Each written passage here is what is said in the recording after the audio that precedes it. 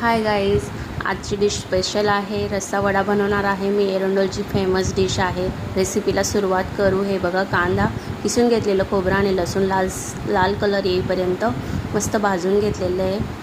थोडं तेल टाकून मस्त लालसर कलर आलेला आहे आणि कोथिंबीर टाकून मस्त पेस्ट बनवून घेतलेली आहे. हे बघा, आपण आता तेलात मस्त कळकळीत तेलात हा मसाला टाकणार आहोत. आता काही मसाले टाकणार आहे. मीठ, कांदा मसाला टाकणार आहे, हा लाल तिखट मसाला म्हणजेच, आणि हळदी पावडर मस्त मिक्स करून घेणार आहे. छान कलर येईपर्यंत गरम मसाला टाकलेला आहे मी आणि हा छान मिक्स होऊ द्यायचा. आणि गरमच पाण्याचा वापर केलेला आहे मी. एक ग्लास पाणी टाकलेलं आहे. छान तरी येण्यासाठी आपण गरमच पाण्याचा वापर करायचा. आता कढईत तीळ घेतली, आधी तेलात मस्त तडतडू द्यायची. नंतर जिरे, राई, कढीपत्ता आणि हा ठेचा बनवून घेतलेला आहे मी. 5 ते 6 हिरव्या मिरच्या आणि 2-3 लसूणच्या पाकळ्या आणि थोडंसं मीठ. आता हे बघा, बटाटे बॉईल करून घेतले होते. आता बटाटे त्याच्यात स्मॅश करून घेतले. मीठ आणि हळद मस्त मिक्स करून घ्यायचं.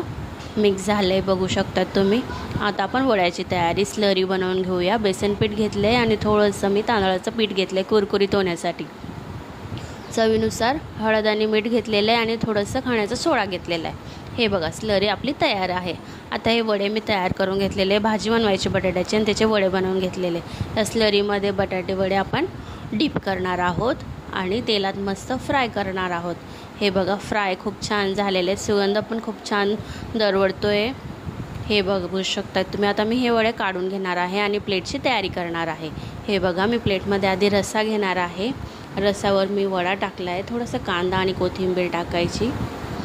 बघा, आपली रस्सा वड्याची प्लेट तयार आहे. रेसिपी कशी वाटली मला कमेंटमध्ये नक्की सांगा. अशाच छान छान रेसिपींसाठी चॅनलला सबस्क्राईब करा. Thanks for watching guys.